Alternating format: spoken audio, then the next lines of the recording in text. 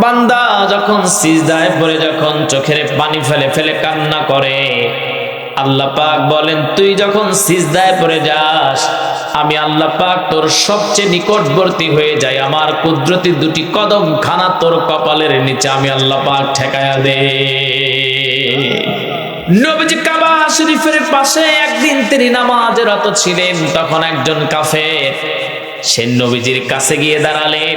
নবীজি সিজদায় পড়ে যখন চোখের পানি ফেলে ফেলে কান্না করতেন, আমার ভাইরা আমার বন্ধুগণ, এই দুনিয়ায় যত শান্তির জায়গা আপনার কাছে যেটাই আপনি পান না কেন, আমি ব্যক্তিগতভাবে মনে করি একজন প্রকৃত ঈমানদার, একজন প্রকৃত মুমিনের আসল শান্তির জায়গা হলো সিজদার জায়গা, ঠিক কিনা? আমার ভাইরা আমার বন্ধুগণ, নবীজির গলার নিচ দিয়ে গামছা ঢুকিয়ে দিয়ে যখন নবীজিকে চাপ মেরেছে, কণ্ঠনালীটা চেপে গেছে, নবীজি সহ্য করতে পারেন না। নবীজির যখন গলাটা যখন চেপে গেছে, কণ্ঠনালীটা বন্ধ হয়ে গেছে, শ্বাসনালীটাও নবীজির বন্ধ হয়ে গেছে, নিঃশ্বাস নিতে পারছিলেন না। মুহাম্মাদুর রাসূলুল্লাহ সাল্লাল্লাহু আলাইহি ওয়াসাল্লাম সহ্য করতে পারছিলেন না। অতঃপর নবীজির একজন প্রিয় সাহাবী সিদ্দিক আকবর আবু বকর সিদ্দিক রাদিয়াল্লাহু তাআলা আনহু নবীজির পাশে এসে দাঁড়ালেন, কাফেরকে ধাক্কা মেরে ফেলে দিলেন। আবু বকর রাদিয়াল্লাহু তাআলা আনহু এবার ডেকে বললেন, আতাকতুলুনা রাজুলান ইয়াকুলা রাব্বি আল্লাহ, এই মানুষটা কেবলই বলেছে আমার রব হলো আল্লাহ, এই জন্য তুমি তাকে মেরে ফেলবা নাকি? আমার ভাইরা আমার বন্ধুগণ, অনেকের মনে প্রশ্ন আসতে পারে, হুজুর আমার আল্লাহ রব, আল্লাহ আমার রব, এই কথা বলার কারণে কি একজনের মানুষ মেরে ফেলবে? আপনাদের মনে হচ্ছে যে না, তাই না? কিন্তু যখন আপনি বলতে যাবেন যে আল্লাহর জমিন, আল্লাহর আকাশ, আল্লাহর বাতাস, তাহলে কোরআনে আল্লাহর কথার আইন দেয়া আছে, জমিনে কার আইন চলবে, আল্লাহর আইন বাস্তবায়ন করতে যাবেন, আপনাকে বলা হবে জঙ্গি, আপনাকে বলা হবে রাজাকার।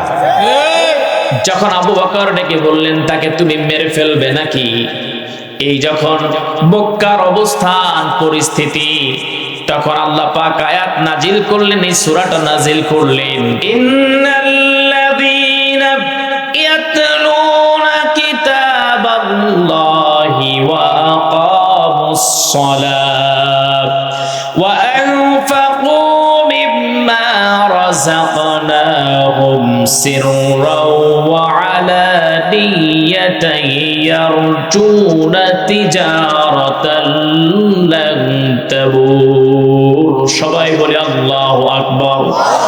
আল্লাহ পাক বলছেন এই জায়গায় তিনটা ব্যবসার কথা আল্লাহ পাক বলছেন, যারা এই তিনটা ব্যবসা করবে তারা কখনো এই ব্যবসায় ক্ষতিগ্রস্ত হবে না। সুবহানাল্লাহ। এখানে কয়টা ব্যবসার কথা বলছেন? তিজারাতাল লান তাবুর। আল্লাহ পাক বলছেন এটা এমন একটা ব্যবসা যে ব্যবসা করলে কখনো ক্ষতিগ্রস্ত হবা।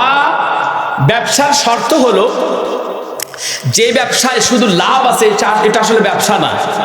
আপনি ব্যাংকে যাবেন, যদি কোনো ব্যাংকওয়ালা আপনাকে বলে যে আপনি 1 লক্ষ টাকা যদি ব্যাংকে রাখেন, বছর শেষে আপনাকে এটার লাভ দেওয়া হবে, এটার মুনাফা দেওয়া হবে, এটা আসলে আপনার জন্য হারাম মুনাফা, সুদ। তার কারণ হলো যদি বলে যে আপনার এই টাকা নিয়ে আমরা ব্যবসা করব, তাহলে শর্ত আসতে হবে আরেকটা, সেটা হলো এই ব্যবসার যে টাকা আমি তোমারে দিলাম, এই ব্যবসার হয়তো বা লস আসতেও পারে, লাভও আসতে পারে। এটা হলো ব্যবসার নীতি। আমার ভাইয়েরা আমার বন্ধুগণ, কিন্তু যেই ব্যাংক বলে তোমার শুধু লাভ দিব বছর বছর 1 লাখের বিনিময়ে 3, 4 বা 5,000 টাকা, ওইটা হলো সুদ। আমার ভাইয়েরা আমার বন্ধুগণ, আল্লাহ পাক বলছেন আমার সঙ্গে ব্যবসা করবে, এই তিনটা ব্যবসা যদি করো তাহলে তোমার কোনো ভয় নাই, তোমার কোনো চিন্তা নাই। আমি আল্লাহ পাক তোমাকে এই জায়গাগুলোতে কখনো লোকসান হতে দেব না। 1 নাম্বার যে ব্যবসা আল্লাহ পাক বললেন, ইয়াতলুনা কিতাবাল্লাহ, আমি আল্লাহ পাকের কিতাবকে তোমরা তেলাওয়াত করবা। সুবহানাল্লাহ বলতে পারেন না? কোন কিতাব? আল্লাহর কোরআন। আল্লাহ পাক বলেন আমার এই কিতাবকে তোমরা তেলাওয়াত করবে, কিন্তু কোরআন নাজিল হয়েছিল যে আয়াত দিয়ে সর্বপ্রথম, সেই আয়াতটার মধ্যে কিন্তু তেলাওয়াতের কথা নাই, বরঞ্চ বলা হচ্ছে কেরাতের কথা। কিসের কথা? কেরাতের কথা। ইকরা, পড়ো। আমার ভাইরা, আমার বন্ধুগণ, নবীজি সাল্লাল্লাহু আলাইহি ওয়াসাল্লাম যখন গারে হেরার মধ্যে অবস্থান করছিলেন, আল্লাহ পাক নবীজির কাছে জিবরিল আলাইহিস সালাতু ওয়াস সালামকে পাঠালেন। আর নবীজিকে একাধারে নবীজিকে বললেন আপনি পড়েন। নবীজি বললেন আনা বিকারিন, আমি পড়তে জানি না।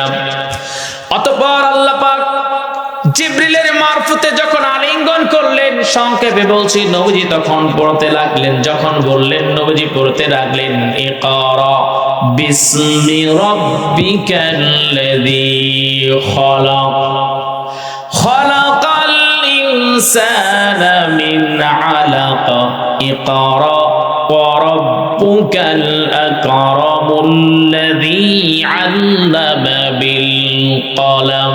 সবাই বলি আল্লাহু আকবার। আল্লাহ পাক এখানে বলছে ইকরা বিসমি রাব্বিকাল্লাযী খালাক, পড়ো তোমার প্রভুর নামে যিনি তোমাকে সৃষ্টি করেছেন, তৈরি করেছেন, বানিয়েছেন। আল্লাহু আকবার। দেখেন আল্লাহ পাক বলছে এখানে যে পড়ো, যে তোমাকে বানিয়েছে, সৃষ্টি করেছে, তার নামে তোমরা পাঠ করো। সুবহানাল্লাহ। আমার ভাইরা, আমার বন্ধুগণ, শুধু যদি আল্লাহ পাক বলতেন পড়ো, কার নামে পড়বে? আমার ভাইরা, অনেকেই মাইক হাতে নিয়ে ডেকে বলে বিদ্যা অর্জন করার জন্য প্রয়োজনে সিনে যাওয়া ফরজ। কোন বিদ্যা? এই কথা কয় না। কোন বিদ্যা? এই কথা তো আল্লাহ পাক এই জায়গায় বলে দিছে ইকরা বিসমি রাব্বিকাল্লাযী খালাক, পড়ো তোমার প্রভুর নামে। আর প্রভুর নামে যেটা পড়বেন সেটা হলো কোরআন আল কারীম। সুবহানাল্লাহ বলতে পারেন নাই? এই কিতাব শেখার জন্য শুধু চীন নয়, পুরো বিশ্বে ঘুরতে হলেও ঘোরো, তবু এই কোরআন সম্পর্কে জানো। ওয়া ইযা কুরিয়াল কুরআনু ফাসতামিউ লাহু ওয়া আনসিতু লাআল্লাকুম তুরহামুন। সবাই বলি আল্লাহু আকবার। আল্লাহ পাক এবার বলছেন অসাধারণ কথা। যখন এই কোরআন থেকে কথা হয়, তখন মানে কোরআন থেকে কথা হবে, কোরআন থেকে পাঠ করা হবে, কোরআন থেকে তেলাওয়াত করা হবে। ফাসতামিউ লাহু ওয়া আনসিতু লাআল্লাকুম তুরহামুন, তখন মনোযোগ দিয়ে তোমরা শ্রবণ করো। সুবহানাল্লাহ। তাহলে এই আলোচনা যখন করা হবে, তখন কি বেয়াদবি করা যাবে? উঠবোস করা যাবে? মনোযোগ দিয়ে শুনতে হবে। আদেশটা কার?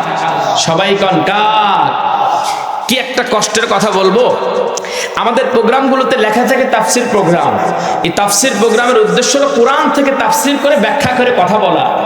কিন্তু যখন আমরা সেটা বলতে যাই, তখন সাধারণ মুসলমান একটু বিরক্ত বোধ করে, না হলে উঠে চলে যায়। আসলে এই বিষয়গুলো তো জানা দরকার আছে না? আপনার তো অবশ্যই এটা জানতে হবে। ঘটনা তো আপনি কালকেও মোবাইলে সার্চ দিয়ে শুনতে পারবেন। ঘটনা, কিচ্ছা, এগুলো শোনা যায় না? ওটা তো আমিও পারি।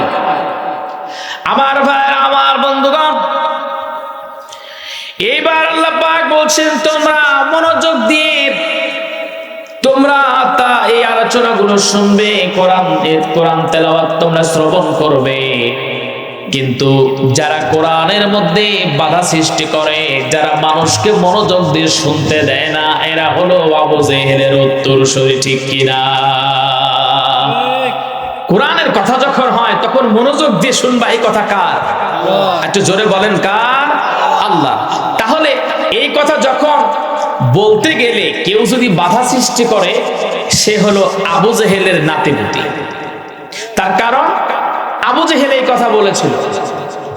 আবু জেহেল ডেকে বলেছিল, আবু জেহেল সহ কাফেররা ডেকে বলেছিল ওয়াকালাল্লাযীনা কাফারু লা তাসমাউ লিহাযাল কুরআন ওয়ালগাউ ফীহি লাআল্লাকুম তাগলিবুন।